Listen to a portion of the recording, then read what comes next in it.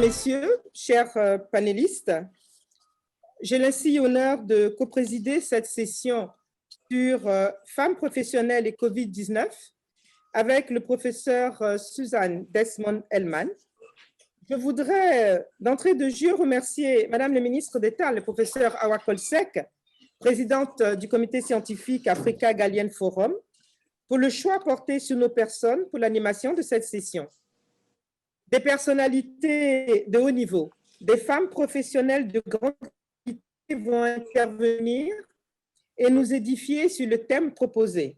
L'on sait à quel point les femmes professionnelles se sont impliquées dans cette lutte et ont été donc différemment impactées par cette pandémie mondiale.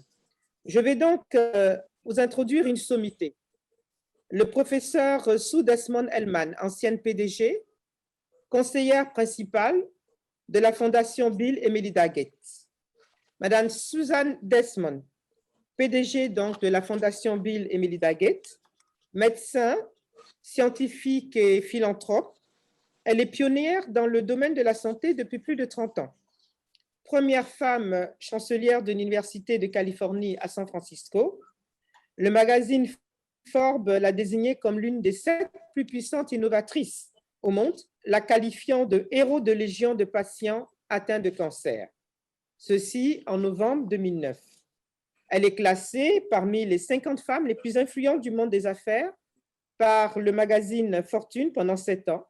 Elle a été intronisée à l'Académie américaine des arts et des sciences et élue également à l'Institut de médecine. Voilà la personnalité avec laquelle je vais donc co-présider cette session du Gallienne Afrique. Je vais commencer par la première panéliste que je vais très brièvement vous présenter. C'est Madame Aïda Diop Ndiaye, qui est la présidente de Women is Mining Sénégal. Elle est ingénieure géologue de formation. Aïda Diop était l'unique femme de sa promotion. C'est une femme extrêmement dynamique qui a suivi des formations en économie minière et énergétique à l'Université nationale d'Australie. Elle est également leader en Extractive African Development. Sa détermination en faveur de la promotion du leadership féminin dans le secteur extractif lui a valu des reconnaissances au niveau international. Et notre première panéliste dirige aujourd'hui une organisation de plus de 200 femmes, dont le conseil d'administration est constitué de 77% de jeunes, un programme de mentorat avec plus de 500 jeunes filles, ceci est important de le préciser, surtout dans le cadre de notre session. Et en novembre 2020, elle fut désignée parmi le top 100 des femmes les plus inspirantes du secteur minier à travers le monde. Nous avons donc pu introduire notre première panéliste. Nous avons eu des questionnaires. Je vais donc poser la question tout de suite à Madame Aïda Diop. Madame Aïda Diop, je voudrais vous poser la première question. Dans votre domaine, pouvez-vous nous faire un peu l'état des lieux et quels ont été les effets de la COVID-19 sur ces conditions? Vous avez donc la parole, Madame Aïda Diop.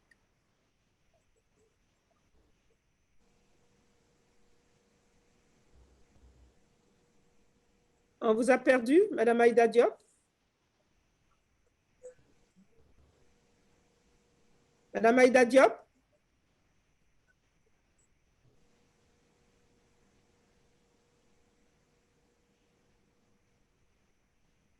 Je ne l'entends pas.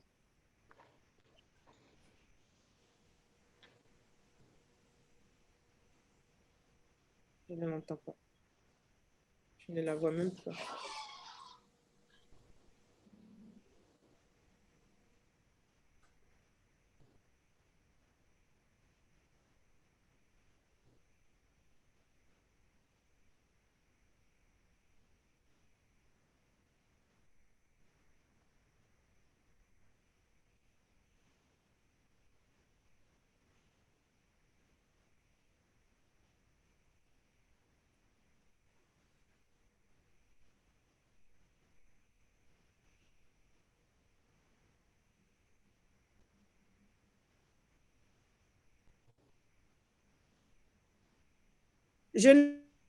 Madame Aïda Diop, vous m'entendez? Vous m'entendez? Madame Aïda Diop, vous m'entendez? Vous avez la parole. Elle nous a quittés, elle a eu un petit problème réseau, je pense. Il vaudrait mieux continuer et elle reviendra après, je vous le dirai. Donc, qu'est-ce qu'on fait?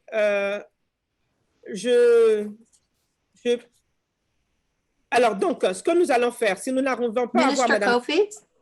Je vais passer la parole donc, au professeur Su, voilà, pour qu'elle puisse prendre la prochaine panéliste.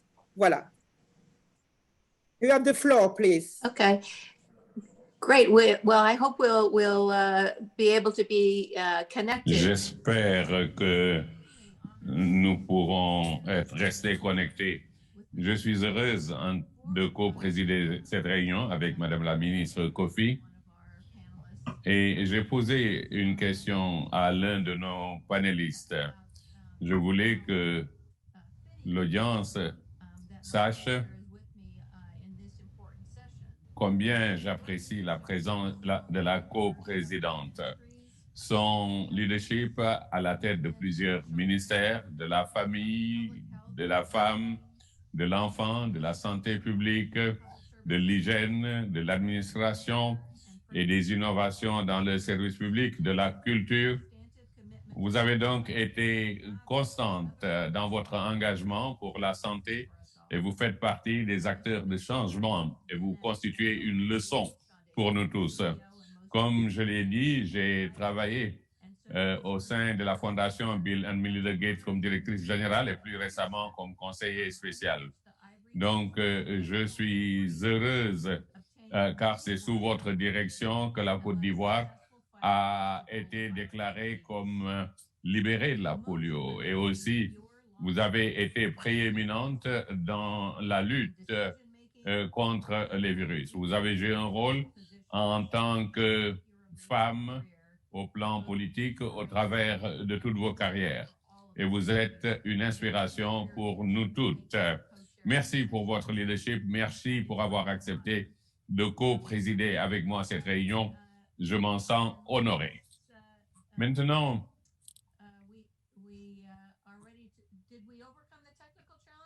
est-ce que nous avons réglé le problème technique? Est-ce que je continue avec ma question? Apparemment, Madame Aïda Diop est revenue. Bon, si vous le permettez, donc, je vais continuer. Oui, je pense que c'est bien. Vous pouvez continuer. Okay. Oui, je pense I have a question for Dr. J'ai une question au docteur Marie-Jemes Ngomdiaïa. Elle est absente, hein? Elle est absente. Elle est la personne parfaite. Elle est directrice générale de la santé. Voilà. Elle est absente. Bon, très bien.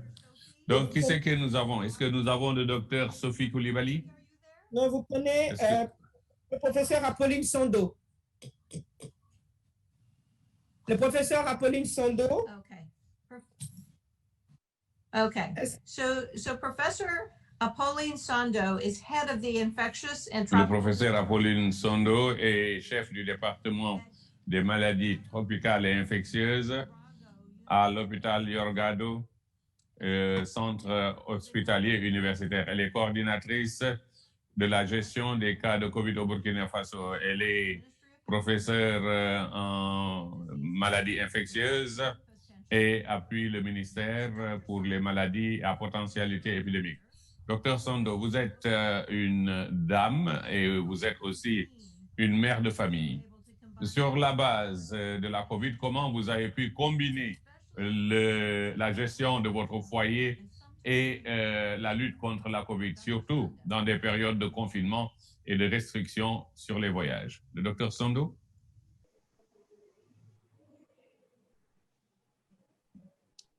Allô, bonjour. Hello. Merci beaucoup. Alors, tout d'abord, je voudrais remercier l'équipe d'organisation de ce forum, particulièrement Madame le ministre d'État, le professeur Awa-Marie Coll Seck, pour l'opportunité donc de participer à ce forum dans cette session. occasion pour moi de partager effectivement mon expérience dans la gestion de la COVID-19, mais aussi d'apprendre d'imminentes femmes leaders donc, à travers le monde. Merci beaucoup pour cette opportunité. En effet, au cours de la gestion de la COVID-19, le vécu en tant que femme que nous avons eu à travers cette responsabilité, puisqu'il fallait assurer la coordination de la prise en charge donc, au niveau national. Et j'étais coordonnatrice régionale donc, de la prise en charge de la COVID-19. Et bien sûr, ce n'est pas facile en termes de responsabilité à travers des réunions, donc plusieurs réunions de façon quotidienne, et des descentes tardives, effectivement, pour rentrer à la maison. Il fallait éventuellement répondre à toutes les sollicitations, encourager et rassurer les membres de l'équipe de prise en charge également. Et il fallait allier cette gestion également à la vie d'enseignants-chercheurs et aussi à la vie sociale. Et en tant que femme, le vécu surtout, c'est le stress. C'est stressant et vos proches le ressentent également avec vous. La peur de se contaminer aussi, la peur de contaminer ses proches. Quand vous revenez à la maison et que vous retrouvez les enfants donc, qui veulent vraiment continuer comme si de rien n'était et ils ne peuvent pas comprendre pourquoi vous ne pouvez pas être à leur disposition comme avant, ce n'était pas facile. Donc, il fallait s'occuper du conjoint, il fallait s'occuper des enfants, il fallait s'occuper de la famille et en même temps répondre aux sollicitations, aux nombreuses sollicitations au niveau de la coordination de la riposte. Et bien sûr, quand on veut dire vie sociale, ça veut dire que vous avez brillé par votre absence au niveau de la vie sociale.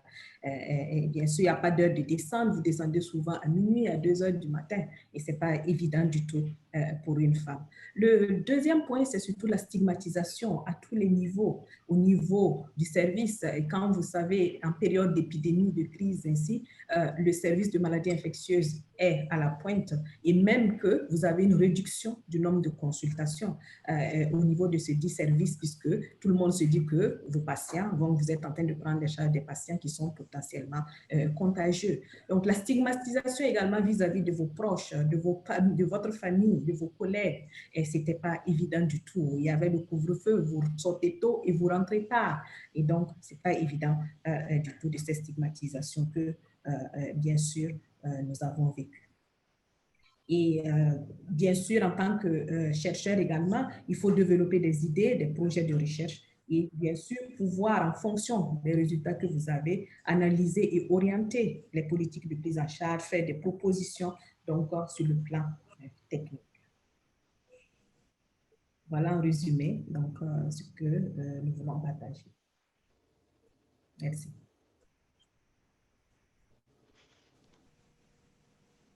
Thank you very much.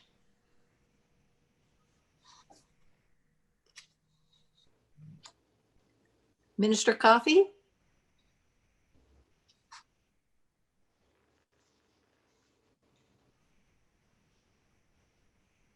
Je voulais savoir si on peut avoir maintenant Madame Sophie. Non. Sophie. Votre micro n'est pas actif. Est-ce que Dr Aminata Sophie Coulibaly est là? Non. Bon, nous allons donc revenir à Madame Aïda Diop. Aïda Diop, c'est bon? Alors, Madame Aïda Diop, on revient vers vous. Est-ce que c'est bon? Non? Oui, c'est bon. C'est bon? Très bien. Donc, je vous avais présenté très rapidement. Oui, c'est bon. Très bien. Alors, Madame Aïda Diop, géologue de formation, lauréate de Hackathon Mine Ovation 2018 et Africa, option économie. Vous vous battez au quotidien pour l'inclusion des femmes dans le secteur minier, où elles sont très mal représentées.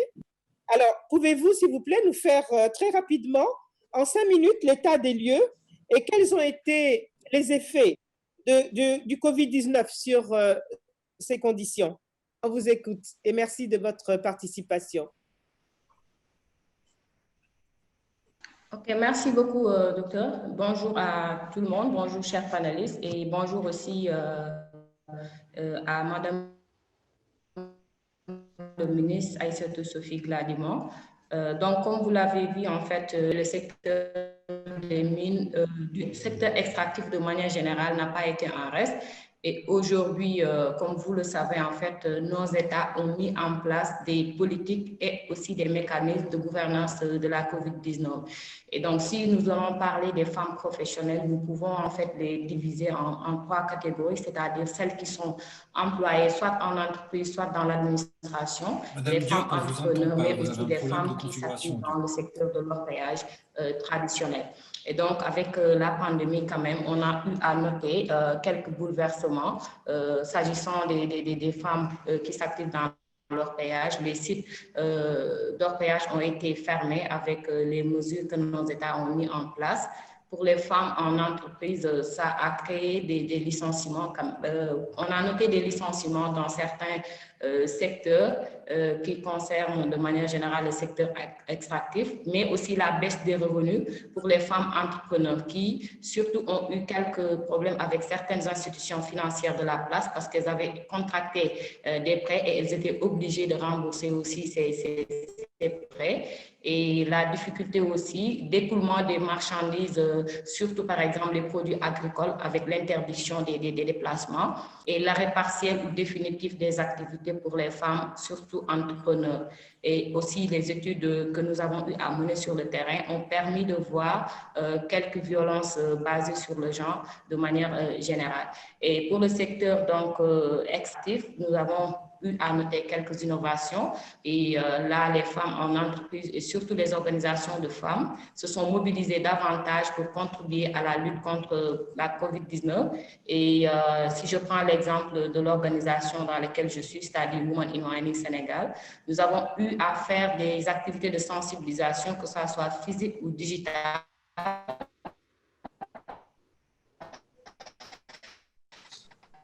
des activités qui ont été même reprises par le chef de l'État, capsule vidéo. Nous avons organisé un mental pour relever la voix et la contribution de ces femmes-là dans la lutte contre COVID-19. Et en plus de côté innovation, nous avons mis en place des unités de production et avec l'appui, le programme de mentorat dont nous avons, les jeunes filles ont pu produire des visières de protection avec les imprimantes 3D au niveau local, des visières que nous avons eu à distribuer sur le territoire national. Et de manière symbolique, nous avons eu à faire un don en chèque à hauteur de 500 000 francs, dépendant des ressources aussi de l'organisation, pour contribuer à cette lutte-là. Et sur le plan communautaire aussi, nous avons eu à nous rapprocher des communautés aussi en les accompagnant de manière technique pour la relance de leur activité génératrice de revenus parce que les changements ont généré aussi des bouleversements de leur activité, ce qui a permis qu'on a eu à développer un plan de relèvement précoce pour leur permettre de faciliter la relance de leur activité économique. Et sur le plan éducation aussi, nous avons accompagné l'assurance de la continuité des études de ces jeunes-là, en les dotant en tablettes numériques et aussi en développant des cours en ligne pour aussi les accompagner parce qu'en fait, avec l'arrêt des cours, ils étaient obligés de poursuivre les études. C'est vrai que l'État a mis en place des plateformes digitales, mais vous conviendrez avec nous que l'accès à Internet, ça pose problème surtout au niveau du monde rural. Donc, nous avons essayé de jouer sur l'innovation en les appuyant en tablettes numériques et en faisant aussi des cours en ligne pour essayer de les accompagner davantage de manière générale sur la continuité de leurs études. Et il y a eu des solutions innovantes. Si nous prenons l'exemple de la Côte d'Ivoire, il y a le Mousseau Digital, une montre qui a été développée pour accompagner aussi la lutte contre le coronavirus. Et sur le secteur de la santé, comme vous le savez, au Nigeria, c'est une dame qui a été en tête que les femmes se sont mobilisées davantage. Mais en fait, le constat est que c'est les femmes plus qui sont dans les organisations à but non lucratif qui se sont plus mobilisées que les femmes entrepreneurs. Et ceci aussi peut avoir une justification, dans la mesure où les femmes entrepreneurs, la crise était une surprise pour elles et avec le bouleversement de leur activité, elles étaient plus dans un sens de relèvement, de voir comment est-ce qu'elles puissent se redresser avant même de contribuer. Donc, avec l'urgence, c'était un peu difficile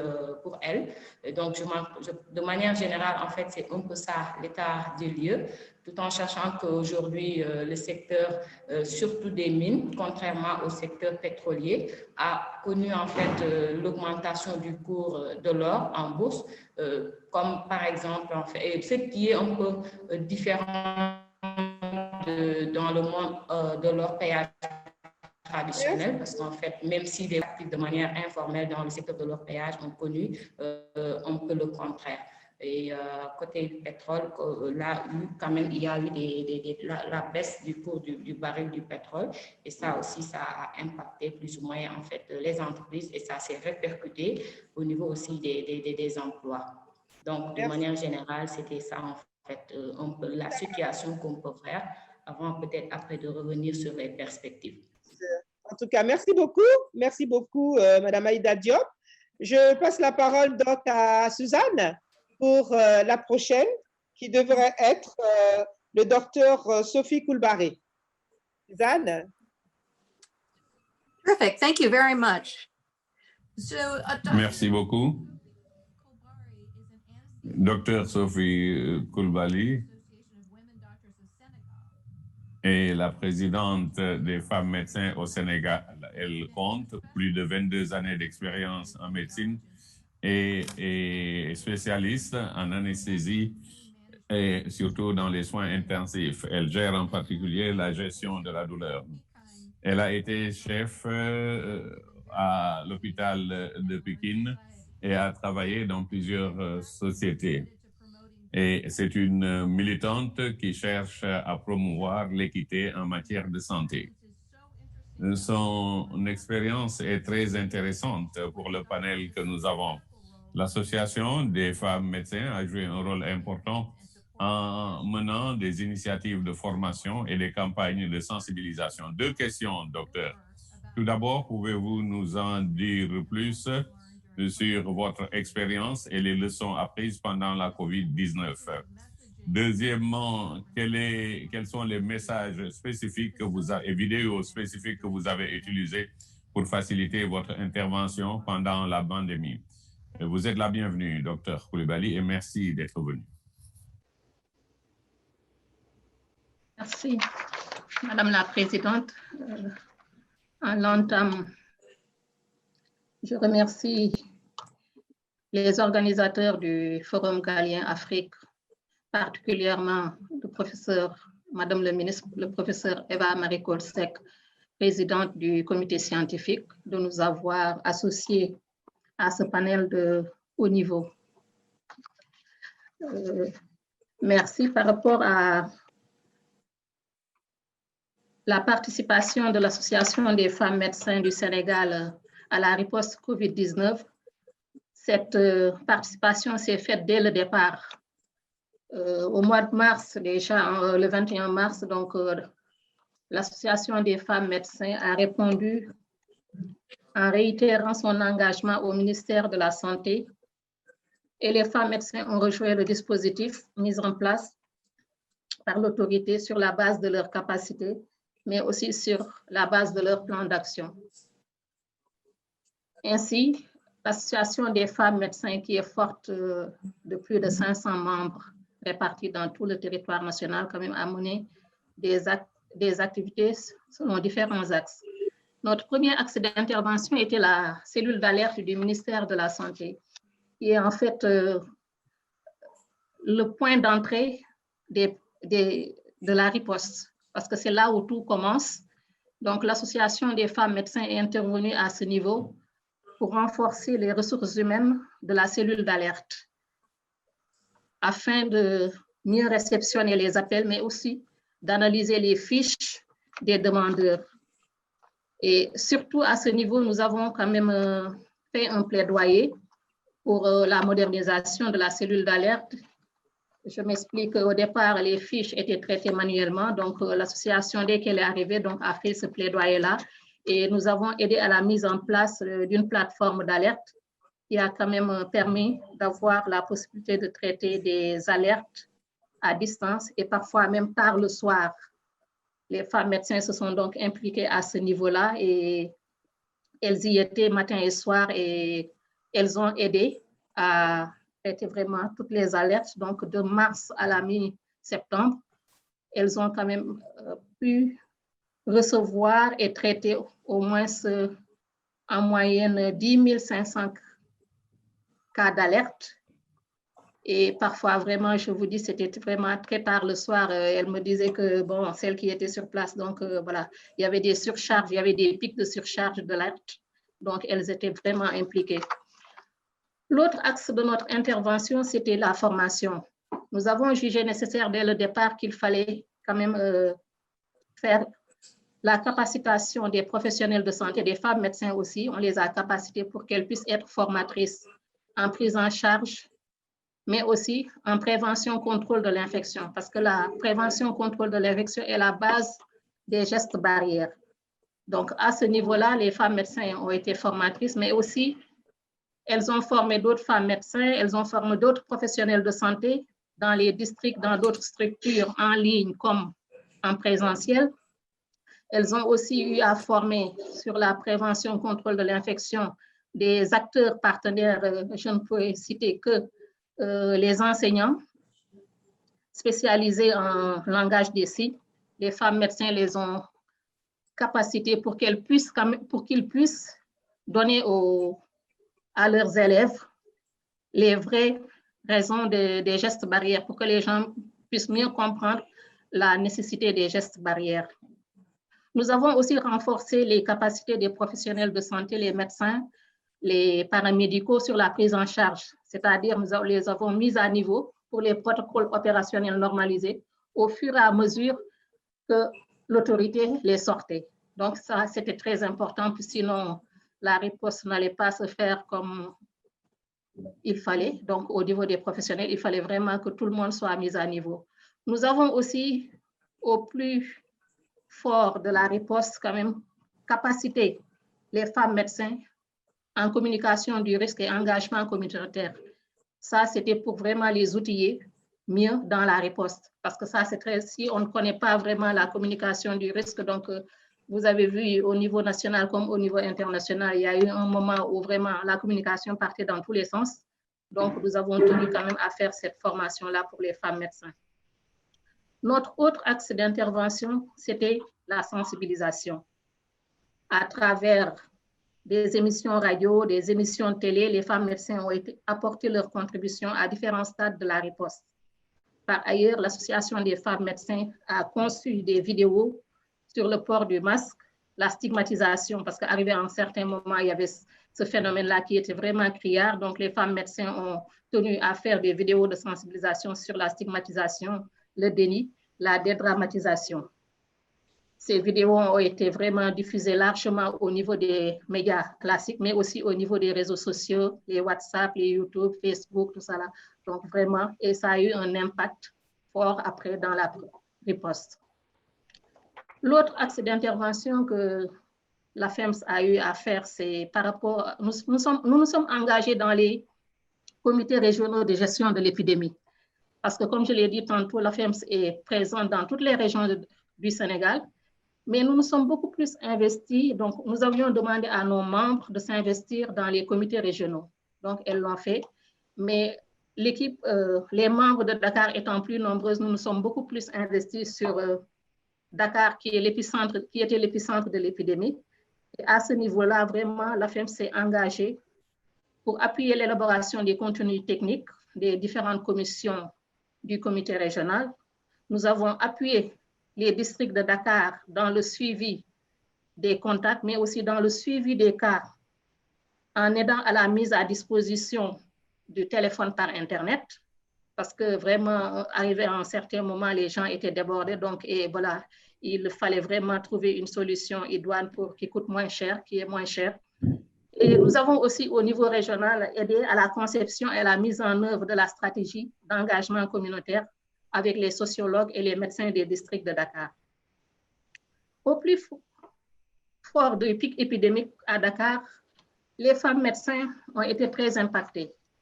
Donc, surtout celles qui sont à des niveaux stratégiques donc, et qui devaient prendre certaines décisions. À ce niveau-là, la FEMS a décidé de mener des activités de soutien à type de coaching individuel, mais aussi coaching collectif pour les femmes médecins, afin qu'elles puissent bénéficier d'un accompagnement pour éviter le burn-out, mais surtout, on voulait les rendre plus opérationnels dans la poursuite de la riposte. Nous n'avons pas oublié les autres professionnels ainsi que les populations. Nous avons mis en place un projet de centre d'écoute pour vraiment accompagner au plan psychosocial les professionnels de santé, mais aussi les populations impactées. En résumé, ces différentes activités ont été la modeste contribution de l'Association des femmes médecins pour la riposte à l'épidémie de COVID-19. Dr. Kobari, that was terrific. Thank you. Can I ask one quick? Vous avez été excellente. Je vous remercie. Je vais vous poser rapidement une question de suivi. Nous avons entendu le professeur Sando qui disait que quand elle rentrait chez elle, elle était préoccupée. Elle voulait éviter de ramener la COVID à la maison, de transmettre la maladie aux enfants. Est-ce que vous étiez préoccupée quand vous rentriez chez vous? Est-ce que vous étiez nerveuse à l'égard de votre époux ou de vos enfants? Ah oui, parce qu'arrivé à un certain moment, vraiment, je ne dirais pas que moi, mais toutes les femmes, on s'est rendu compte qu'en fait, les femmes médecins, nous étions toutes sur les nerfs. Nous étions stressées, donc vraiment, et ça a impacté nos vies familiales, ça a impacté aussi nos vies professionnelles. Et vraiment, c'est en ce moment-là qu'on a eu à penser avec l'aide de l'Association des coachs du Sénégal, nous avons quand même pensé à ça. Et je pense que, voilà, surtout le coaching collectif a vraiment permis aux femmes médecins de mieux se prendre en charge et de pouvoir vraiment continuer la riposte.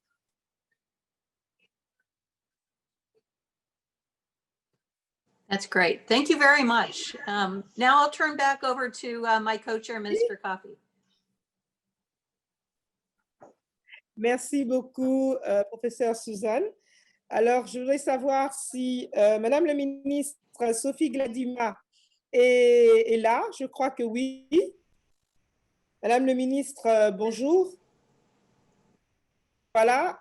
Et donc, vous êtes la ministre du pétrole et des énergies du Sénégal. Vous avez été, jusqu'à il y a à peine un mois, ministre des Mines et de la Géologie. Dans ce secteur, comment les femmes ont-elles pu surmonter, Madame la ministre, les défis du Covid-19, c'est-à-dire la fermeture des sites d'orpaillage traditionnels, le confinement dans les régions minières loin de leur famille, la baisse également des revenus? On a entendu tout à l'heure Aïda nous expliquer un peu tout ce qui a découlé comme contrainte suite à toutes ces mesures et cet impact du Covid-19. Alors, Madame la ministre, qu'est-ce que vous pouvez nous dire par rapport à cela?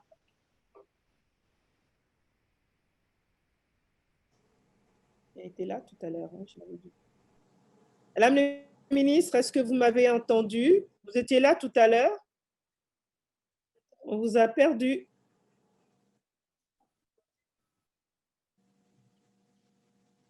Madame la ministre, bon, alors, si vous n'êtes pas là, nous allons... Madame la ministre, est-ce que vous êtes là? J'ai cru vous voir tout à l'heure.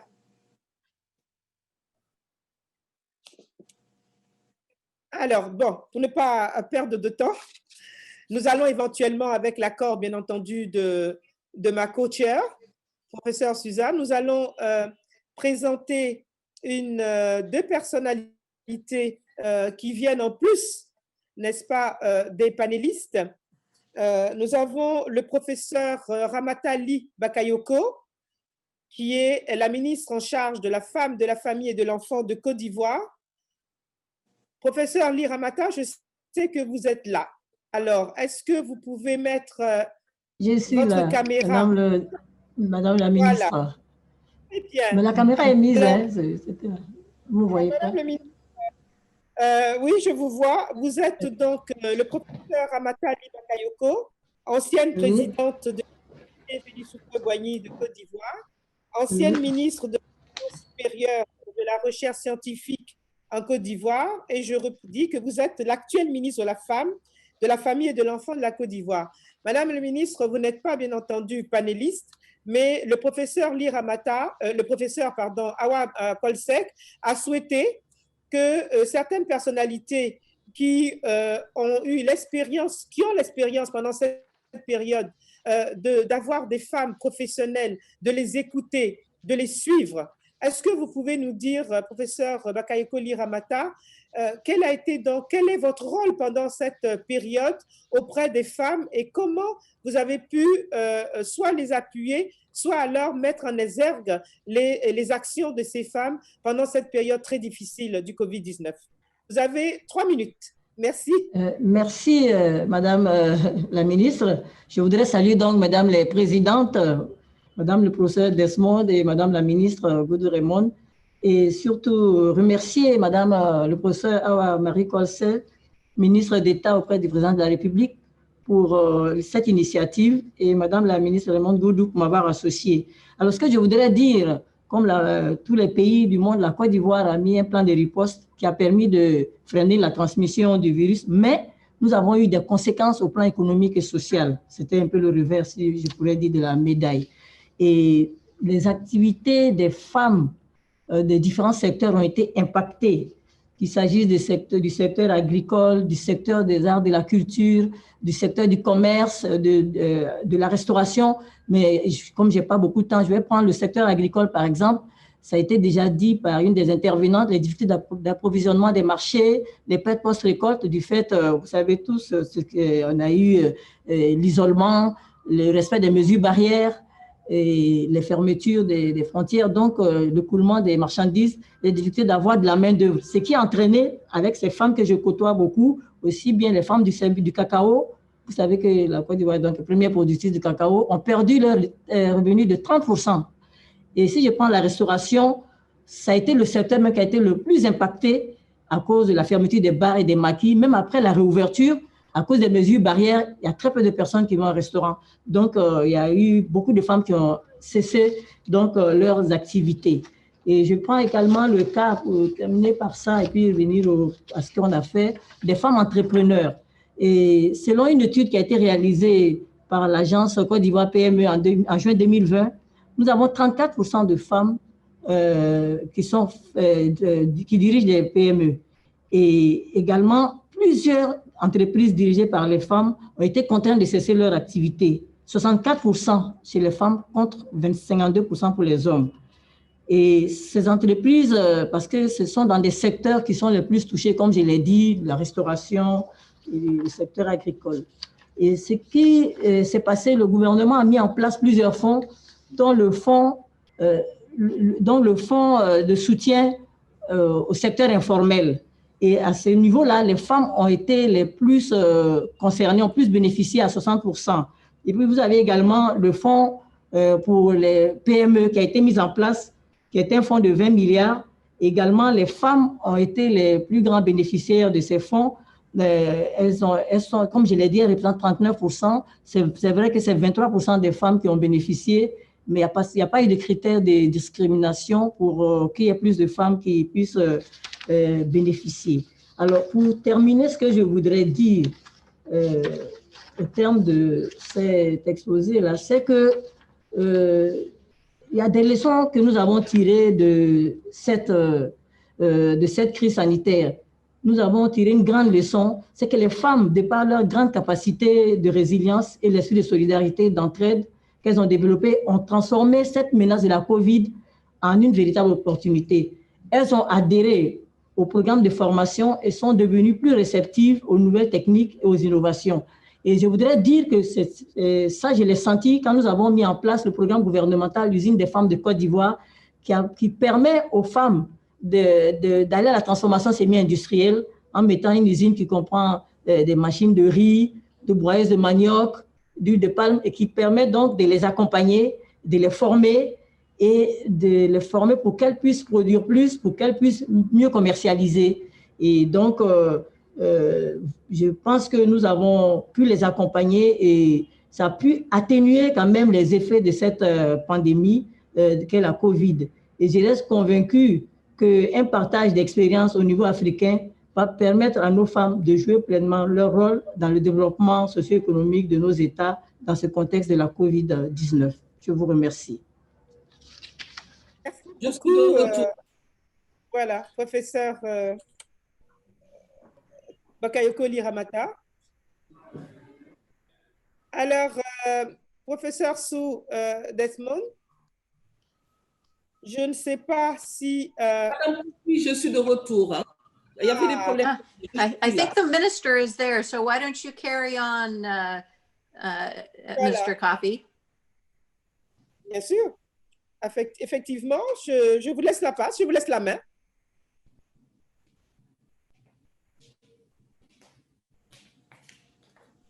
Professeur Suzanne, je vous laisse la main pour présenter Madame le ministre Sophie Gladima. Great. So we're really Très bien. Nous sommes très honorés d'avoir parmi nous Madame la ministre Sophie Gladima parmi nous aujourd'hui. Jusqu'à il y a un mois, elle était ministre des Mines et de la Géologie. Dans ce secteur, comment est-ce que les femmes vont relever le défi lié à la COVID-19, y compris la clôture des mines, le confinement et la réduction des revenus? Nous vous souhaitons la bienvenue, Madame la ministre, et veuillez nous faire connaître vos observations sur cette question. Merci, mesdames les panélistes.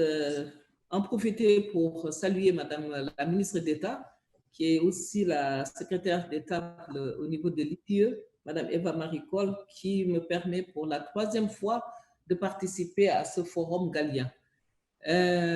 Féliciter les femmes qui sont surtout dans le secteur de la recherche, parce qu'hier, Son Excellence le Président de la République a honoré encore une femme qui est dans le secteur de la santé en lui octroyant le prix, qui est un prix qui est donné au niveau du CAMES, qui était lié à la pandémie de la COVID-19.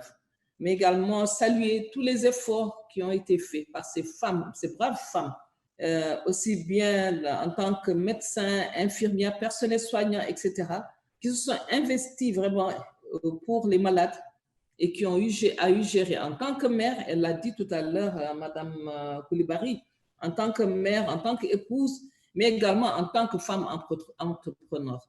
Bon, dans le secteur des mines, bon, actuellement, je suis dans le domaine des pétroles, hein, c'est le secteur extractif. Les deux sont plus ou moins liés. Le secteur a eu à contribuer, par exemple, quand je prends le secteur des mines, à plus de 5 milliards de francs pour soutenir l'État du Sénégal. Et son Excellence le Président de la République avait mis un fonds de 1 milliard pour soutenir tous les secteurs confondus durant la pandémie. Et au niveau du secteur des mines, nous avons eu à faire des activités auprès des femmes. Elle l'a dit tout à l'heure, Madame la Présidente des femmes de Women in Mining. Il faut serrer les secteurs. Il y a des femmes qui sont dans l'exploitation minière. Effectivement, dès les premiers jours, à une semaine, j'avais exigé qu'on ferme toutes les activités, toutes les zones où l'activité d'orpaillage était faite. Mais en partie, nous avons soutenu les gens qui étaient. Alors moi, je m'étonne d'entendre dire, Madame Diop, dire que dans le secteur de l'orpaillage, les gens ont beaucoup perdu. Non, au contraire, et je pense que nous avons eu à participer à un webinaire avec EGO, où les femmes disaient qu'aujourd'hui même, est-ce qu'elles ne vont pas laisser l'activité minière pour aller vers l'activité agricole? Parce qu'elles se sont retrouvées avec beaucoup de gains, aussi bien les femmes que les jeunes. Et donc, on se disait, aujourd'hui, pourquoi ne pas les accompagner? Et avec le ministre de l'Agriculture, effectivement, il y a eu un programme pour accompagner ces jeunes et ces femmes qui étaient dans les activités minières, mais que nous voulions aujourd'hui sortir de ces activités parce que nous allons créer ce qu'on appelle le centre. Et l'actuel ministre va continuer ce programme. Un centre où nous n'aurons plus besoin de faire de traitement sur le terrain. Juste récolter les produits miniers et le faire un traitement autour d'un centre. Et là, les femmes seront accompagnées, elles sont déjà accompagnées par les compagnies. Quand on prend EGO ou bien quand on prend Mako, ces femmes, on les aide à avoir des élevages et avoir également des cultures maraîchères qu'elles revendent à la société. Donc, même si on avait fermé les frontières, elles arrivaient toujours à vendre à la société parce que ce sont les sociétés qui rachètent les productions de ces femmes-là. Et nous y avions beaucoup tenu parce que le président ne voulait pas qu'il y ait de licenciements. Je vais prendre son rapport parce que moi, ça m'étonne qu'on parle de licenciements dans le secteur des mines. J'en étais pas informée, de même que dans le secteur du pétrole. La preuve aujourd'hui, quand on regarde le projet Sangomar, s'il plaît à Dieu, devrait continuer malgré la restriction, malgré la maladie, malgré la restriction de transport. Toutes ces sociétés avaient l'autorisation que leur personnel vienne, mais également que tous leurs matériaux viennent. Donc, l'État du Sénégal s'était organisé de telle sorte que le transport aérien, de même que le transport routier, était fait à 100%, que ce soit les cimentiers, que ce soit les sociétés aurifères, que ce soit les sociétés pétrolières. Donc, il n'y a pas eu d'arrêt. C'est vrai pour certaines autres sociétés, par exemple la Grande Tortue que nous avons avec la Mauritanie, il y aura un retard, mais le retard n'est pas lié directement à ces problèmes de transport et autres. C'était d'autres problèmes, c'était beaucoup plus le coût financier, parce que ces sociétés ont reçu des coûts en amont, et donc qui se répercutaient sur l'exploitation à venir. C'est beaucoup plus ça qu'autre chose. Donc, moi, ce problème de licenciement, c'est la première fois que j'entends parler, mais j'en ai pas entendu parler quand j'étais aussi bien dans les mines qu'aujourd'hui au niveau du secteur des pétroles, quand je faisais la passation des services.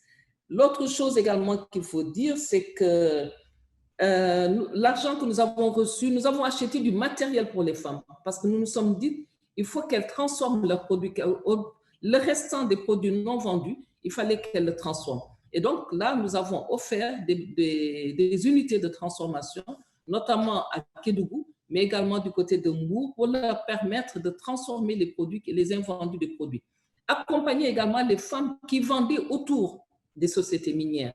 Parce que généralement, la restauration des ouvriers et autres se fait par les femmes qui sont autour. Donc, nous les avons soutenues en matériel, en leur donnant des tricycles, mais en leur donnant également du riz, de l'huile, vraiment des produits de première nécessité pour leur permettre de continuer à avoir une vie assez quand même sereine et assez apaisée pour leur permettre de faire d'autres activités parce qu'on leur a offert également des tricycles pour faire le transport du matériel. Donc, en collaboration avec les jeunes qui devaient être les chauffeurs, les GIE de femmes devaient pouvoir transporter le matériel de leur champ vers les sociétés minières. Donc, ce sont des propositions que nous avons faites parce que le président nous avait donné 1 milliard pour toutes les personnes qui travaillaient autour des secteurs miniers. Pour le secteur du pétrole également, c'est la même chose. Je pense qu'il y a eu un accompagnement très fort de la part de l'État et toutes les sociétés qui avaient des difficultés aujourd'hui, normalement, les banques devraient pouvoir les accompagner. Nous avons également ce qu'on appelle le FONGIP, qui est un fonds qui est mis en place par le président de la République qui accompagne ces sociétés. Malheureusement, dans les sociétés aussi bien minières que pétrolières, il n'y a pas beaucoup de femmes, il n'y a pas beaucoup de nationaux parce que c'est des sociétés où le financement est très élevé. Si on vous dit que Petrosen aujourd'hui a besoin de 1400 milliards de francs CFA pour pouvoir avoir que 10%, imaginez si on prend simplement un Sénégalais, un national qui puisse prendre ça. Par contre, ce que nous voulons faire aujourd'hui, c'est par rapport au contenu local, que les nationaux se mettent ensemble parce que le président a signé le décret pour que la société prenne au moins 51% des nationaux pour pouvoir assurer également aujourd'hui les activités connexes. Ce sont par exemple, comme dans le domaine des mines, ce qu'on appelle le local content. Le local content, donc tout ce qui est production autour de la société minière, que ce soit des sociétés nationales qui fassent ce travail. Voilà ce que je voulais dire en introduction et vous féliciter et remercier encore pour nous avoir invités et féliciter Mme Fatou Bintou Sarr, surtout par rapport à Mme le ministre d'État et pas Marie-Paul Seck. La santé au Sénégal, je pense que marche très bien et vous avez beaucoup aidé les gens par rapport à cette pandémie.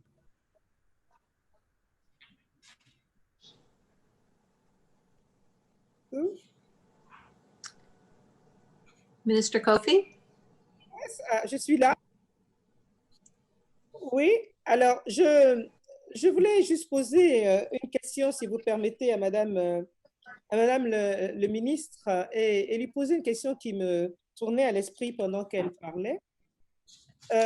réellement, est-ce que le domaine minier et évidemment le domaine du pétrole est un domaine prisé aujourd'hui par les femmes professionnelles? Quelle est la situation aujourd'hui au Sénégal, par exemple, de la place de la femme dans ce domaine réellement, Madame le ministre? Ça dépend du degré, parce qu'aujourd'hui, quand on prend des sociétés minières comme les sociétés pétrolières, les femmes y sont en grand nombre. Quand je prends Petrosen aujourd'hui, j'ai beaucoup d'étudiantes qui ont été recrutées au niveau de Petrosen, mais essentiellement dans l'administration. L'administration. Aujourd'hui, nous n'avons aucune société, par exemple, dirigée par une femme. Par contre, il y a des sous-secteurs, par exemple pour l'or, des femmes qui ont aujourd'hui des permis.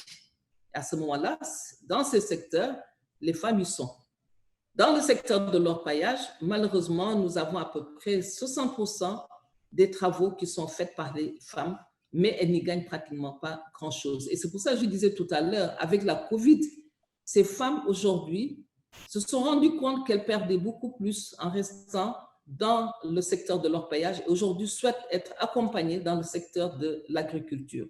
Et c'est ce que les sociétés, beaucoup de sociétés ont fait auprès de ces femmes. C'est pour ça que je disais tout à l'heure à Aïda que le webinaire qu'on a eu avec EGO, avec Aminata Ali, qui disait que les femmes sont venues vers elle pour lui dire « Aujourd'hui, nous souhaiterons être sortis du secteur de l'orpaillage pour aller vers l'élevage ou bien aller vers l'agriculture. » Et des tractations sont en train d'être faites.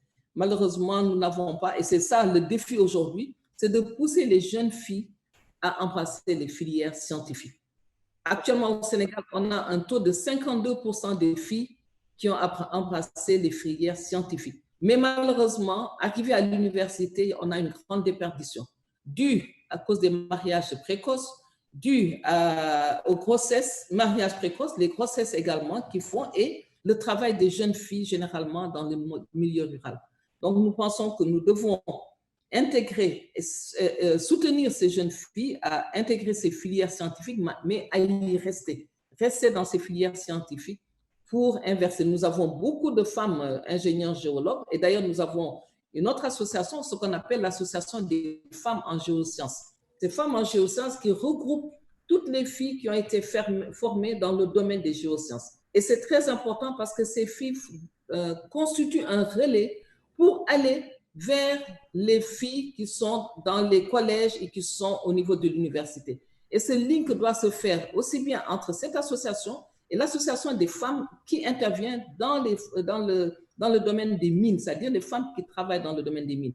Dans ce domaine, nous avons les secteurs administratifs, tout ce qu'on appelle secrétaire, tout ce qu'on appelle infirmière et autres, qui ne sont pas considérés dans le secteur extractif, parce que le secteur extractif, c'est beaucoup plus les femmes qui produisent. Les femmes qui produisent aujourd'hui dans les sociétés, il n'y en a pratiquement pas en Afrique. Bon, au Nigeria, on en trouve, au Ghana, on en trouve, mais si on prend le Sénégal, vraiment, c'est très minime. Par contre, nous avons quelques rares femmes qui ont des sociétés minières, mais qui n'arrivent pas à s'en sortir vu les taux d'investissement. Il n'y a pas que les femmes, d'ailleurs, c'est essentiellement tous nos nationaux qui ont des difficultés. Nous sommes en train de voir avec l'ADER comment accompagner, par exemple, les femmes aujourd'hui, les filles qui ont, par exemple, une formation de géologue, à pouvoir faire, par exemple, un GIE ou un PMI pour aller faire de l'exploration ou bien aller faire des études gravimétriques ou magnétiques. Ça, aujourd'hui, je pense que l'État du Sénégal va s'engager dans ça. Moi, c'est une proposition que je vais faire au président de la République. Toutes ces filles qui sont sorties de l'école et qui n'ont pas trouvé de travail, qu'on puisse les regrouper en PME, PMI et les accompagner pour qu'elles puissent faire le travail en amont, comme toutes les autres sociétés dont les grandes compagnies auront besoin. Très bien. En tout cas, merci beaucoup. Je pense que les débats, lorsque nous allons ouvrir les débats, seront très intéressants pour voir un peu l'impact de toutes ces professions, l'impact du COVID-19 sur toutes ces professions. Je vais juste dire au professeur Suzanne que nous allons rapidement introduire une jeune Ivoirienne, Linda Afin-Kwasi, une jeune passionnée de développement qui est directrice générale du cabinet international Kezel. Nous allons demander si elle est en ligne, si elle est connectée. On m'a dit que oui. Madame Afin-Kwasi, est-ce que vous êtes là? avant que nous n'introduisions avec ma collègue de ce jour les échanges. Vous êtes là? Oui, je suis là, Madame la Ministre. Très bien. Alors, parlez-nous un peu de ce que vous faites et quel aurait été l'impact de Covid-19. Vous avez vu hein, que je fais un peu comme une dame la dernière fois. J'essaye de ne pas féminiser le Covid-19. Je dis le Covid alors qu'on nous dit que c'est la Covid-19, mais je refuse aujourd'hui le Covid. Donc, alors j'insiste sur le Covid-19. Dites-nous, Linda Kwasi, quel est donc l'impact de cette pandémie sur vos activités ou les activités des personnes avec lesquelles vous travaillez? Vous avez 3 minutes. Merci. Merci beaucoup, Madame la Ministre. Je vous remercie pour l'intérêt. Alors, nous sommes un cabinet de renforcement de capacités et notre métier en tant que tel, c'est vraiment d'accompagner toute entreprise ou toute PME dans le développement de leurs performances et performances de leurs personnes. Donc, bien entendu, on a des sessions qu'on fait en présentiel. Malheureusement, avec l'avènement de la pandémie, nous avons été obligés de basculer sur un outil digital qui restreint ou nous contraint complètement à offrir ces formations de taille. Mais nous nous sommes rendus compte que la pandémie a eu un effet néfaste, en effet, sur nos activités. Nous avons perdu à peu près 80% de notre chiffre d'affaires. Mais pour éviter de complètement avoir à fermer l'entreprise, et en tant que femme, nous avons pu réfléchir assez rapidement et convertir nos activités déjà pour être beaucoup plus citoyennes. Donc, en partenariat avec le ministère pour la promotion de la jeunesse de la Côte d'Ivoire, nous avons pu organiser des classes citoyennes avec les communautés locales et les femmes du secteur informel pour pouvoir les sensibiliser sur les différents gestes barrières, les attitudes à avoir pour pouvoir éviter la pandémie au maximum et leur permettre de ne pas aussi rencontrer des difficultés à travers la maladie et à travers leurs différentes activités. Ce qui, au fur et à mesure, nous a permis de continuer nos activités d'une manière assez indirecte, à continuer à sensibiliser et former les personnes autour de nous. Étant donné que ça fait partie de notre passion et de notre activité, nous avons donc continué à travailler. Et en plus de ça, nous nous sommes rendus compte que nous avons accompagné les communautés locales et surtout les femmes du secteur informel qui avaient vraiment un problème beaucoup plus élevé même que le nôtre. Parce qu'on ne se rend pas compte, évidemment, quand ce type d'activité de stress test nous arrive, qu'il y a des situations qui sont beaucoup plus néfastes que les nôtres. Donc, il était important pour nous de faire montre de résilience, de reconversion et de réflexion assez rapide et adaptée pour non seulement accompagner toutes les femmes des différents secteurs, mais aussi de penser reconversion pour nos activités. Et en fin de compte, on a aussi mis en place un segment qui fait partie de l'accompagnement des PME et des TPE, dont Madame la ministre Ramatali tout à l'heure parlait par rapport au fonds de soutien, pour accompagner les femmes du secteur informel à régulariser leurs activités et pouvoir bénéficier du fonds de soutien. Donc, nous nous sommes rendus compte qu'il était important de ne pas traiter cette pandémie comme un outil qui allait complètement être destructeur, mais de l'utiliser comme une opportunité avec un certain degré de résilience et d'intelligence pour pouvoir continuer à exister. Et c'est en faisant montre de cette capacité que nous avons été accompagnés, bien entendu, par les acteurs gouvernementaux de Côte d'Ivoire et en donnant des mécanismes différents qui nous permettraient d'accompagner les autres, de sensibiliser, de continuer de former. Et la formation étant le clou du développement, cela nous a permis de continuer nos activités. Et aujourd'hui, nous pouvons dire que oui, nous sommes en train de continuer, de rebondir. Et nous en sommes absolument ravis. Mais au-delà de ça, on a également signé un partenariat avec les Nations Unies pour les femmes pour continuer de former et de sensibiliser les femmes du secteur informel, du secteur de l'agriculture, des transports, de la santé et également de tout ce qui est restauration et tourisme. Donc vraiment, la pandémie a été un moment, ça a été un test et ça a été un choc pour tous. Mais il a fallu vraiment faire montre de résilience et, je le répète, d'intelligence, d'innovation. L'innovation, c'est plutôt le mot, l'innovation et la créativité pour pouvoir continuer à permettre à nos activités d'impacter et d'influencer toutes les Africaines que nous sommes et toutes les personnes qui rentreraient en contact avec notre cabinet de formation. Donc voilà assez rapidement comment nous avons réussi à être choqués et en même temps à rebondir d'une manière beaucoup plus adaptée. Et notre solution aujourd'hui permet aux PME de bénéficier de collaborateurs partagés, de bureaux et d'espaces partagés. Donc, on fait du coworking space, en plus de tout ce qui est renforcement de capacité. Donc, voilà assez rapidement ce que nous avons fait. Merci beaucoup, Madame Afine Kwasi Linda. Professeur Suzanne, je pense que nous avons fait le tour un peu aussi bien de nos panélistes que des deux personnalités ivoiriennes que nous avons voulu présenter et participer donc à ce panel. Je vous laisse donc la possibilité d'ouvrir maintenant les échanges avec les personnes qui souhaiteraient. I think we can now go to some of the questions that any of the panelists might be able to answer. I was really inspired. Nous pouvons demander aux panélistes s'ils veulent répondre à des questions. J'ai été impressionné par les commentaires de Madame Gladima sur les filles à l'école secondaire et je pense que cela est très important.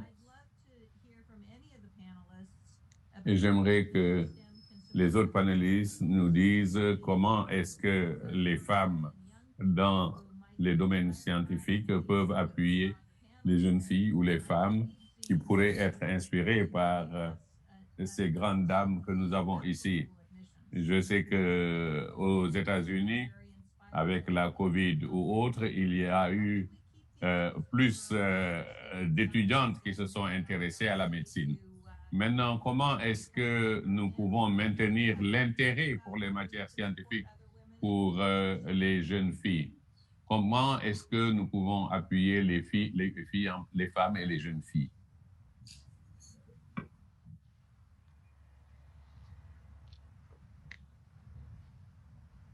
I'm going to call on someone if you don't volunteer. Je vais désigner une volontaire. Si personne n'est volontaire, je désignerai une volontaire. Bon, moi je pense que... Professeur Sando?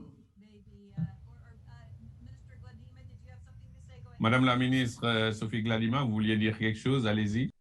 Oui, moi je pense qu'aujourd'hui, à travers les différentes associations, parce que quand même au Sénégal, je ne sais pas ailleurs, il y a des clubs scientifiques. Et avec l'association, par exemple, des femmes en géosciences, on organisait annuellement des rencontres avec les jeunes filles de la classe de 4e pour leur faire aimer ces filières. Parce que dès qu'on parle de géologie, les gens pensent que c'est une filière où on n'est pas après femmes. C'est-à-dire, on est comme des hommes, on ne se maquille pas, on n'est pas... Bon, et donc il faut déjà déstructurer ça. Dire aux filles que la filière scientifique, être sur le terrain, être sur une plateforme pétrolière, ne fait pas que vous ne soyez pas une femme. Deuxièmement, même au niveau social, on peut être géologue, être sur le terrain et s'occuper très bien de sa famille. Il y a combien de femmes qui voyagent pour faire le commerce? Donc, si on fait le parallélisme, il n'y a pas de raison que des femmes puissent aller faire du commerce pendant 2 semaines et qu'une femme ne puisse pas aller pendant 2 semaines rester sur une plateforme. Il y a effectivement ce problème de viol, mais là, c'est les sociétés aujourd'hui qui doivent prendre leurs responsabilités. Et là, j'ai omis une chose, il y a une société quand même Cosmos très importante qui est dirigée par une Ivoirienne, qui était l'ancienne directrice de Citibank. Justement, je parlais tout à l'heure. Voilà. Et ce qu'on a également vu au niveau de, pendant la pandémie avec les sociétés minières et même, je pense, avec les sociétés pétrolières, c'est que les sociétés étaient contentes d'avoir des femmes aux commandes, des femmes qui étaient chauffeurs, des femmes qui conduisent les camions, les femmes qui étaient machinistes.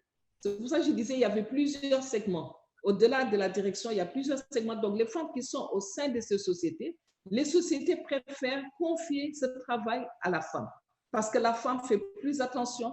La femme, par sa fonction de mère, est beaucoup plus attentionnée et également, même par rapport aux finances, fait attention à ce que la société fait. Donc, je ne pense pas que ce soit ces sociétés-là qui vont licencier ces femmes. Au contraire, elles en appellent d'autres pour que ces femmes viennent les soutenir et travailler dans les sociétés minières. Dans les sociétés pétrolières, c'est également la même chose. Aujourd'hui, nous avons de plus en plus de femmes dans ces sociétés pétrolières. C'est vrai, il y a la contrainte de la famille, mais pendant le confinement, toutes les sociétés étaient tenues de nous faire parvenir comment ils faisaient le confinement et comment se faisait le relais. Il y a eu un moment, effectivement, dans une société dont je tairai le nom, où il y a eu un problème parce que les gens ont été confinés pendant presque 3 semaines excusez-moi du terme, ils ont tous pété les plombs, surtout les hommes. Mais les femmes étaient beaucoup plus encore résilientes que les hommes dans ces sociétés. Et ensuite, en discutant avec cette société-là, quand même, le calme est revenu. Et je pense qu'aujourd'hui, c'est par rapport à l'accompagnement, c'est dès les classes primaires que nous devons accompagner les enfants pour qu'ils acceptent les filières scientifiques et beaucoup plus les femmes et leur dire que, bon, c'est vrai, sur le terrain, le soir, après, on redevient femme avec notre maquillage, nos vernis et autres, là, parce qu'on est sur le terrain, parce qu'aussi, il y a des contraintes, on dort dans la brousse quand on est géologue, quand on est aussi dans ces secteurs, mais c'est un don de soi et il faut aimer ces filières, c'est vraiment cultiver cet amour de ces filières scientifiques au niveau des femmes. Et ça commence dès les premiers pas de l'école. Parce que je pense qu'aussi l'enseignement au niveau des écoles pose problème. On donne cet enseignement à des gens peut-être qui ont des difficultés et autres là, et les gens sont plus ou moins dégoûtés en disant ça vraiment géologie, pétrole, vraiment ça c'est une histoire d'hommes. Et ça, on ne gagne pas beaucoup maintenant, de plus en plus, on gagne beaucoup. Les femmes qui sont dans ces sociétés, ils gagnent des millions comme les financiers. Donc, il faudrait vraiment qu'elles investissent ce secteur. On les invite à ça. Et on va les accompagner. Merci beaucoup. Je voudrais poser une question au professeur Apolline Sondo. Alors, professeur des services de maladies infectieuses et tropicales au Burkina Faso. Nous avons suivi, bien sûr, à travers la presse, que le Covid a eu beaucoup d'impact sur le personnel médical. Je voulais savoir, au Burkina, comment cela s'est passé, mais nous avons eu la chance, bien entendu, en Afrique, de voir que la gestion de la maladie, apparemment, s'est mieux passée qu'ailleurs. Mais vraiment dans le cœur même du service des maladies infectieuses, quelle est la réalité avec les femmes qui sont dans ce milieu, les infirmières, les médecins, les anesthésistes et autres? Comment cela se passe? Merci beaucoup. Je voulais tout d'abord ajouter, parce que le professeur Suzanne m'avait interpellé concernant comment motiver les jeunes filles aussi concernant les études scientifiques. Donc, à ce que a dit tout à l'heure celle qui m'a précédée, je pense aussi qu'il faut qu'on communique en donnant la bonne information à celles qui veulent poursuivre des études, parce que souvent, il y a des gens qui trouvent que lorsqu'on fait de longues études, on ne se marie pas, on n'a pas la chance donc de fonder une famille. Donc, on puisse communiquer déjà autour de ça. Et également, on peut jouer le rôle de coach. Les femmes qui ont réussi aujourd'hui peuvent jouer le rôle de coach pour celles donc, qui souhaiteraient entreprendre donc, des études scientifiques. Et pour cela aussi, il faut que la femme soit indépendante. Donc, lorsqu'il y aurait des bourses disponibles, cela permettrait aussi donc, à la femme, même si elle se marie, qu'elle soit indépendante pour pouvoir poursuivre donc, ses études tout en ayant bien sûr une vie de foyer. Alors, concernant la place des femmes dans la prise en charge de la COVID-19 au Burkina Faso, les femmes étaient présentes vraiment dans tous les secteurs, les restauratrices, les psychologues, les socio-anthropologues, au niveau des médias, également au niveau de la santé. Le personnel paramédical et de soutien était fortement représenté par des femmes, donc qui étaient au devant donc, de la prise en charge. Bien sûr, le fait qu'il n'y ait pas beaucoup de médecins, ça se résume aussi au fait que au niveau des médecins, il n'y a pas suffisamment de femmes. Donc, ce qui fait que au niveau des sites de prise en charge aussi, on n'avait pas beaucoup de femmes médecins engagées dans cette gestion. Et voilà. Et c'est vraiment à tous les niveaux, avec bien sûr une disparité. Hein. Il y avait également des hygiénistes donc, qui s'occupaient de tout ce qui concerne la prévention et le contrôle de l'infection. Donc, à tous les niveaux, au niveau de tous les secteurs, au niveau de la prise en charge, il y a une forte implication des femmes dans la riposte contre la COVID-19.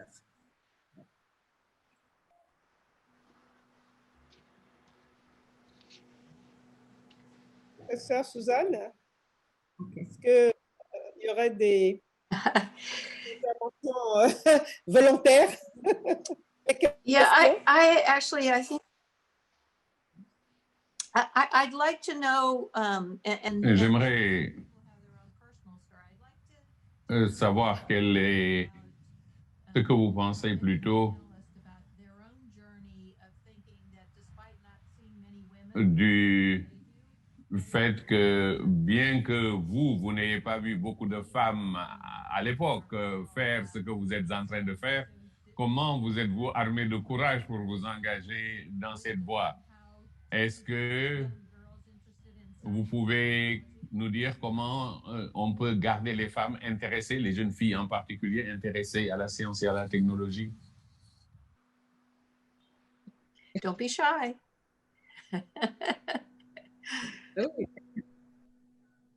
Non, mais comme elle a dit, hein, il faut qu'on ait du tuteur. Moi, par exemple, aujourd'hui, si je suis allée dans les filières scientifiques, c'est parce que je voyais Eva Marie Coll à l'hôpital avec sa blouse blanche et je me disais vraiment, une femme médecin, c'était très joli. Très joli. Et puis bon, donc c'est comme ça, très tôt, je suis allée dans les filières scientifiques. Et c'est ça que les jeunes ont besoin. Il faudrait qu'il y ait un coaching d'en haut et qu'au niveau des écoles, que des gens aillent parler aux enfants et leur montrer aujourd'hui la nécessité d'embrancher ces filières scientifiques pour sortir nos pays de la pauvreté. Parce que si on ne fait pas la recherche, si on ne fait pas de la nouvelle technologie, et l'industrialisation ne nous réunit pas. Et donc, il faudrait que les jeunes en soient conscients, mais il faudrait qu'on la fasse. Donc, il y a la communication, soit au niveau des écoles, soit à travers les médias, pour pousser les jeunes à embrasser ces carrières. Et que maintenant, ça paye. Effectivement, avant, les filières scientifiques ne payaient pas. Aujourd'hui, ça paye très bien. Un directeur qui gagne 14 millions, je pense qu'on ne crache pas dessus. Yeah. No, I love how you point out about role models. I have to say, for me, j'aime bien cette idée de personnes qui vous servent de modèle. Moi, je me rappelle, j'avais une enseignante qui était aussi médecin. Donc, une femme médecin, pour moi, c'était comme mon professeur. Et c'est elle qui m'a inspiré aussi. C'est vrai qu'il est important de voir quelqu'un, apparemment comme vous, qui peut occuper de telles fonctions. Peut-être sortir un peu des matières scientifiques. Nous avons le docteur Koulbari, j'aimerais revenir à vous. Il y a eu beaucoup de discussions sur la manière dont la COVID-19 affecte les femmes, non seulement sur leur lieu de travail avec les baisses des ressources, mais aussi elle les affecte dans leur foyer, les écoles qui ferment, les changements de programme. En tout cas, comment est-ce que, docteur Koulbari, vous et vos collègues, notamment de l'Association des femmes médecins, comment avez-vous vécu la COVID-19 et l'impact, je dirais, disproportionné que cette COVID-19 a sur les femmes? Can I add something?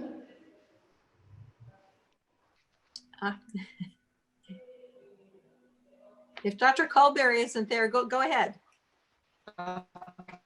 Thank you. En fait, c'était juste pour déjà rajouter un peu par rapport à tout à l'heure ce que Madame le ministre a dit, ainsi que Dr. Apolline, par rapport à le fait d'inspirer les plus jeunes, c'est-à-dire la relève générationnelle. Donc, c'est important aujourd'hui de se rapprocher d'elle davantage parce qu'en fait, nous avons cette expérience avec le programme de mentorat que nous sommes en train de dérouler actuellement, qui aujourd'hui regroupe presque 500 jeunes filles sur le territoire national. Parce que ce que nous avons fait, c'est que nous avons installé des clubs au niveau des communes, par exemple, où il y a les activités minières ou bien pétrolières ou gazières. Donc, aujourd'hui, nous avons pu installer plus de 13 clubs et dans chaque club, on essaie d'avoir des mentors. On trouve, par exemple, des femmes qui sont prêtes à mentorer ces jeunes filles-là. Et l'objectif, c'est de les inciter davantage dans les filières scientifiques, techniques, mais aussi de développer le réseautage. Parce que c'est important qu'une fille, par exemple, qui est à 700 km de Dakar, en plus d'être mentorée avec une femme modèle, une femme leader dans le secteur, qu'elle puisse aussi échanger avec les autres qui sont, par exemple, à Dakar ou bien dans les autres régions, afin qu'elle puisse savoir qu'il n'y a pas, en fait, de tabou dans le secteur, que ça soit les filières scientifiques, parce qu'en fait, c'est juste des considérations et des stéréotypes qui font que ces jeunes-là, surtout les jeunes filles, ont peur. Et des fois aussi, il y a certaines pratiques culturelles, par exemple les mariages précoces, qui les bloquent. Mais le fait de se rapprocher d'elles, ça montre que ça leur donne plus envie d'aller à l'école. Nous, par exemple, dans les localités, si on prend l'exemple de Darou Khoudoss, en moins de 2 mois, on a eu à remarquer une concurrence, je dirais, très bien auprès de ces jeunes filles-là qui ont eu à renforcer leur performance à l'école. Et donc, c'est important d'avoir des rôles modèles, d'être mentorés et surtout aussi de les sensibiliser sur les opportunités qu'elles peuvent saisir. Parce que pour dire qu'aujourd'hui, Covid, certes, il y a des impacts négatifs, mais il y a un volet positif. Par exemple, pour nous, c'est grâce à Covid qu'on a pu avoir plus de temps pour nous occuper de cette jeunesse-là, pour plus les accompagner, en fait, que ça soit dans leur carrière, que ça soit dans leur quotidien. Mais également, le fait de pouvoir utiliser les solutions numériques. Parce que en fait, Covid a montré aussi qu'il y avait des opportunités, surtout le digital, qu'il fallait utiliser et développer pour pouvoir inciter davantage ces jeunes-là à utiliser les nouvelles technologies qui étaient apportées, parce qu'avec les plateformes en ligne, ça a permis aussi de renforcer en fait leurs capacités et également de les faire découvrir autre chose. Par exemple, les visières de protection que nous avons eu à produire, c'est les jeunes filles de 11 ans à 17 ans qui ont eu à les faire. Et qu'est-ce qu'on en fait? On les a accompagnés avec l'impression 3D par des formations et elles étaient toutes joyeuses. Et donc, ça leur a permis non seulement de s'occuper, parce que sinon, elles allaient être stressées durant cette période de confinement. Et donc, ça les a en fait occupées. Et donc, en termes de perspective de manière générale, en plus de l'accompagnement par rapport au mentorat et aussi des rôles modèles, de manière générale, il est important aussi de faire ou bien même de renforcer l'évaluation et la documentation des impacts de la COVID-19 sur les femmes professionnelles, mais aussi sur les enfants et leur éducation. Et de développer aussi des stratégies de relance des activités économiques, surtout pour le secteur informel, parce qu'en fait, elles ont été touchées et c'est important de les accompagner afin qu'elles puissent développer des stratégies de résilience qui leur permettront de continuer en fait leur activité. Parce qu'en fait, même si aujourd'hui certains pays ont assisté à presque la baisse du taux, on assiste aussi dans d'autres pays comme le Sénégal où on tend vers, par exemple, une deuxième vague. Donc, c'est important d'anticiper et de mettre en place aussi des plans de renforcement, de relèvement précoce qui ciblent les femmes et aussi les jeunes filles. Et aussi de faciliter l'accès au financement, parce que c'est très important en fait pour les femmes et de les impliquer davantage dans les instances de gouvernance de la COVID-19, parce que les États ont mis en place des mécanismes, nous savons toutes aujourd'hui que le rôle que les femmes jouent en termes de mobilisation et sont toujours au premier plan, au premier front. Donc, c'est important de les impliquer davantage et surtout aussi la jeunesse. Et c'est par là que nous allons encore une fois remercier professeur Awa Marie Kolsek qui, par rapport à la démarche inclusive qu'elle a pour impliquer à chaque fois qu'elle a l'occasion les plus jeunes et de faire valoir aussi le travail que cette jeunesse-là est en train de faire sur le terrain et de les accompagner à chaque fois en fait qu'il est possible. Je voudrais peut-être dire un mot là-dessus, si c'est possible. Madame la Présidente, Mesdames les Présidentes, je voudrais dire un mot. D'accord, merci. Je voudrais saluer donc toutes les intervenantes qui ont parlé de leurs expériences et fait des suggestions. Effectivement, il est important qu'il y ait le mentorat pour que les jeunes filles aient des modèles. Mais je voudrais qu'on n'oublie pas une grande partie en Afrique des jeunes filles qui ne sont pas allées loin, voilà. Et ça, nous sommes en train de faire un travail là-dessus par rapport au programme Usine des femmes de Côte d'Ivoire qui permet de mettre des usines dans toutes les régions de la Côte d'Ivoire. Nous sommes en train de recenser les jeunes filles pour les former à la maintenance des machines, au montage des machines. Et en tout cas, c'est pour qu'elles soient dans le domaine scientifique. Et nous avons également des formations dans les instituts d'éducation féminine. Nous en avons 122 et nous allons ouvrir les métiers de l'agriculture aux jeunes filles, leur apprendre les différentes innovations pour améliorer les productions agricoles. Et donc, je voudrais qu'on ne laisse pas tomber ces jeunes filles parce qu'elles sont les plus nombreuses, soit analphabètes ou déscolarisées. Et puis, je voudrais dire aussi qu'il y a un problème structurel dans nos pays africains, c'est que les bacs scientifiques sont très, très, très faibles. Et donc, nous devons déjà travailler dès le départ pour augmenter le nombre de bacheliers scientifiques pour avoir plus de femmes scientifiques à l'arrivée. Voilà un peu quelques petites expériences que je voudrais donner. Et effectivement, je voudrais dire que le modèle, c'est très, très important. Et elle l'a dit, la jeune intervenante là, à partir des TIC, on pourrait présenter les femmes, pourraient intervenir, elles servent de modèles. Les jeunes filles sont aujourd'hui sur le net et je pense que ce serait très, très important de faire ces compendiums des compétences féminines scientifiques, de les mettre sur le net. Je vous remercie. Merci beaucoup, professeur Liramata. Mais vous avez été professeur, ancienne présidente d'université, et puis vous avez été ministre de l'Enseignement supérieur et de la Recherche scientifique. Alors, c'est bien, au cours de votre mandat, qu'est-ce que vous avez fait justement pour, moi je le sais, puisque on était au gouvernement ensemble, mais pour que les autres panélistes soient là, qu'est-ce que vous avez fait exactement pour faire la promotion de ces jeunes filles?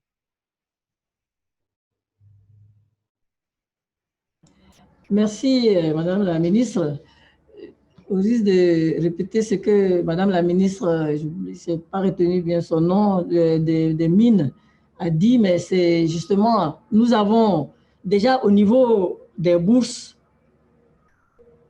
nous donnons des quotas aux filles, un peu plus de quotas pour les filles. Et au niveau des chambres, parce que vous savez que les études scientifiques, il faut aller dans les laboratoires. Si vous êtes dans les grandes distances, vous ne pouvez pas être performante. Donc, nous faisons tout pour que les filles qui sont dans les domaines scientifiques restent sur les campus. Donc, ça, c'est des détails très, très importants. Et également pour la restauration, c'est pareil, c'est-à-dire que nous faisons tout pour que, au niveau de la vie universitaire, nous puissions mieux encadrer les filles. Et nous avons également justement des clubs. Il y a des clubs de filles pour justement encadrer ces filles, les orienter, parce que quand on arrive, par exemple, à l'université, on est vraiment désorienté parce que ça change. On est du primaire et du secondaire, on n'est plus encadré, on n'est plus coaché. Il faut bien des personnes pour vous encadrer, pour vous accompagner. Et on avait identifié des jeunes filles, des mentors qui encadrent ces nouveaux venus, les premières années. Également, vous avez les plus avancés dans les filières de troisième, quatrième année qui encadrent les premières années au niveau donc, des différentes filières. Notamment, nous privilégions les filières scientifiques. Donc, il y a beaucoup d'actions que nous menons en faveur des femmes, notamment, comme je dis, être proche des lieux d'enseignement. Ça, c'est très, très, très essentiel. Voilà. Voilà. Merci beaucoup, professeur Suzanne. Est-ce que nous notons d'autres interventions, d'autres contributions? I think maybe go ahead with one more question and then I'll wrap us up after you do that.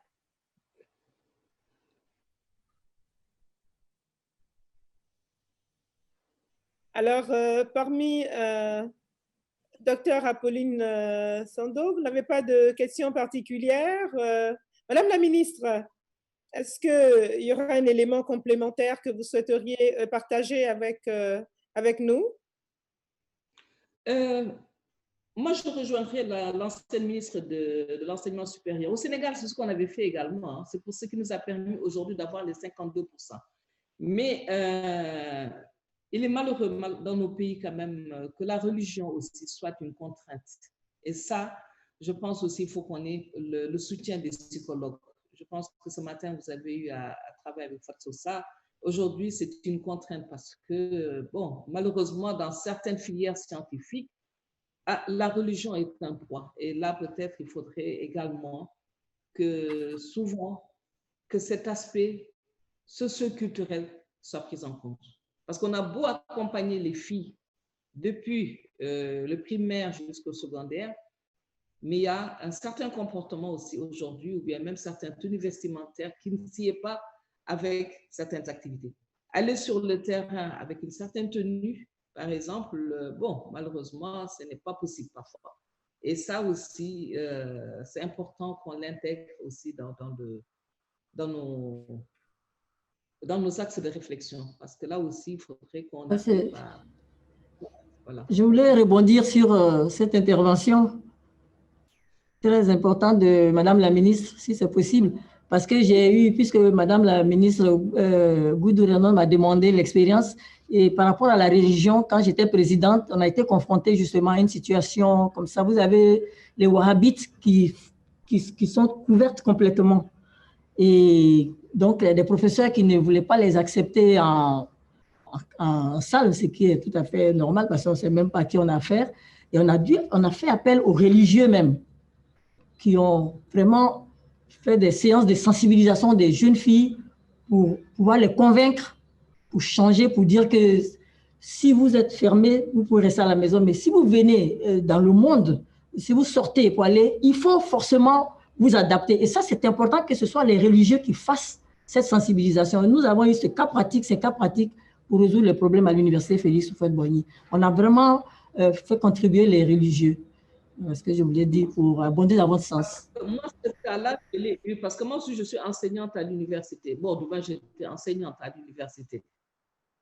Et effectivement, moi, j'avais des étudiantes qui étaient dans cette situation, mais pour les placer dans des sociétés essentiellement pétrolières, j'ai été obligée de m'asseoir avec elles pour leur dire que ça ne va pas de pair. Parce qu'aujourd'hui, effectivement, il y a des tenues qu'elles peuvent porter et aller travailler dans ces sociétés sans trop déranger. Et ça aussi, c'est un autre travail. Et pour terminer, j'aimerais vous donner un autre exemple encore. Dans mon département même, une enseignante qui ne se couvrait pas du tout, qui s'est mariée à un wahhabite et qui a commencé à se couvrir. Et je l'ai encadré tout dernièrement, même pour le dernier concours du CAMES. Je lui dis que si tu viens couverte, tu vas échouer au CAMES. Et on a réussi à la convaincre pour qu'elle s'habille correctement, mais sans être vraiment, sans exagérer. C'est vraiment un problème. C'est-à-dire quelqu'un qui a vécu des années, 35 ans, jusqu'à 35, 36 ans, qui a eu un mari qui l'a obligé à se couvrir. C'est extraordinaire. Donc, vraiment, il y a un travail à faire, effectivement. Vous soulevez un véritable problème. Merci. Quand je regarde aujourd'hui la fac de médecine au Sénégal, où 80% des femmes sont voilées aujourd'hui, ça me pose problème. Merci beaucoup pour cette contribution. Alors, professeur, on me signale la présence sur notre plateau de Mme Karamoko Tinsoa Gladys, qui est une chef d'entreprise et qui souhaiterait dire un mot avant qu'on ne puisse conclure. On a encore 3 minutes. Voilà, on peut l'écouter 2 minutes avant que... Let's give her the floor. I agree. Voilà, Mme Karamoko, vous êtes là? Elle est là, Mme Karamoko? Oui. Vous êtes là? Je suis là. Oui, je suis là. Nous 2 minutes. Vous avez 2 minutes pour pouvoir nous parler un peu rapidement de l'impact de la COVID sur vos activités et qu'est-ce que vous avez pu faire. Merci, Madame le ministre. Au niveau de mon activité, j'exerce dans le domaine de la cosmétique. Et nous faisons des savons, des laits corporels. Et avec la COVID, nous nous sommes dit, mais ce n'est pas la fin de la vie. Ce n'est pas une fatalité. Et donc, nous avons réfléchi à une activité qui pouvait faire vivre notre entreprise. Et ce qui a fait que j'ai recensé les jeunes filles chimistes pour la fabrication des gels hydroalcooliques de qualité et à moindre coût. Et aussi, j'ai recensé des jeunes dames aussi dans le domaine de la couture qui ont confectionné les masques, les visières, et ce qui a fait que nous avons pu toucher la population, les populations les plus défavorisées. Parce que dans ces populations, on n'avait pas l'argent n'avaient pas les moyens pour s'en procurer les gels avec la pandémie où les prix ont été excessifs. Et donc, avec nos prix qui ont été bas, ces populations-là ont pu avoir accès à ces produits sanitaires-là et ça a freiné vraiment la pandémie au niveau des populations les plus défavorisées. Merci, Madame le ministre. Merci infiniment. Professeur, oui, je crois qu'il y a une main. Je passe la main, voilà. Docteur Apolline Sondo, voilà, merci. Merci beaucoup. Je voulais vraiment souligner ce que l'Association des femmes sénégalaises ont eu à faire parce que j'ai vraiment aimé les grandes actions qu'ils ont menées vraiment pour lutter contre la COVID-19, surtout pour celles qui avaient le burn-out et tout. Nous, c'est lorsque nous avons commencé à avoir des patients qui avaient besoin d'une assistance psychosociale et on s'est rendu compte que aussi les médecins, le personnel de santé sur le site de prise en charge aussi en avaient aussi besoin. Et bien sûr, on a pu avoir des psychologues qui ont pris en charge les patients parce que certaines médecins disaient que leurs enfants étaient stigmatisés, ils ne pouvaient pas sortir, s'amuser avec les autres enfants quand ils revenaient des sites de prise en charge et tomber malade, personne de la famille n'est venu leur rendre visite et donc c'était très difficile pour ces médecins-là et vraiment l'Association des femmes sénégalaises avait déjà inclus donc ces différentes actions dans leur plateforme et c'était vraiment tout à leur honneur. Je voulais vraiment les féliciter. Merci beaucoup. Merci beaucoup, professeur Suzanne Desmond. Je pense que nous allons pouvoir féliciter et remercier toutes les panélistes et toutes les participantes. Je vais donc remercier encore le professeur Awa Kolsek et laisser donc la parole pour la conclusion de notre panel au professeur Suzanne Desmond-Hellmann, tout en la remerciant d'avoir accepté que nous puissions ensemble co-présider ce panel sur ce thème très passionnant de femmes professionnelles et COVID-19. Professeur Suzanne, vous avez la parole pour la conclusion. Well, thank you. I've been delighted. Merci beaucoup. J'ai été honoré d'avoir été votre co-présidente. Je remercie les panélistes. Vous êtes tous des rôles modèles. Je suis inspiré par ce que vous faites. Je voulais aussi remercier notre audience pour leur présence, pour le travail qu'ils font avec les défis que nous traversons. Je remercie la Fondation Gallienne, je remercie le Forum africain Gallienne pour avoir organisé cette discussion. Les femmes comptent toujours et maintenant elles comptent encore plus. Le monde nous regarde et je suis inspiré par tout ce que j'ai entendu aujourd'hui. Donc, restez avec nous pour les 2 prochains jours pour le Forum Gallienne. Merci à tous. Bonne fin de journée. Merci à toutes et merci encore une fois. Merci Suzanne. Au revoir à toutes. Merci aux présidentes. Merci beaucoup aux présidentes. Et félicitations pour hier aussi. So long. Ministre d'État.